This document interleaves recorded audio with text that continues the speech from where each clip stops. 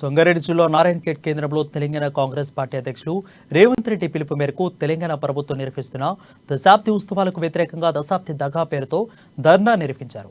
నారాయణఖేడ్లో senior నేత TPCC ఉపాధ్యక్షులు మాజీ ఎంపీ సురేష్ కుమార్ పెట్కార్, అదేవిధంగా టీపీసీసీ ఉపాధ్యక్షులు పట్లోట్ల సంజీవరెడ్డి వేరువేరుగా ధర్నా చేపట్టారు.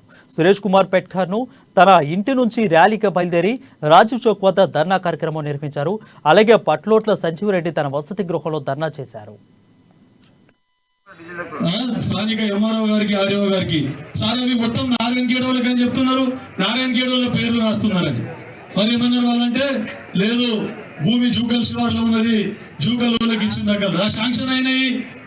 ఎక్కడి నుంచి వచ్చి డబుల్ బెడ్రూమ్ శాంక్షన్ అంటే నమ్మేపేట గ్రామానికి సంబంధించిన డబుల్ బెడ్రూమ్ ఇండ్లు అండనే ఉన్నాయి, జూకల్ గ్రామానికి సంబంధించిన డబుల్ బెడ్రూమ్ ఇండ్లు అండనే ఉన్నాయి, నర్సాపూర్ గ్రామానికి సంబంధించినటువంటి డబుల్ బెడ్రూమ్ ఇండ్లు అన్ననే ఉన్నాయి, రేలమరుగుకు సంబంధించిన డబుల్ బెడ్రూమ్లు కూడా అన్ననే ఉన్నాయి. మరి 4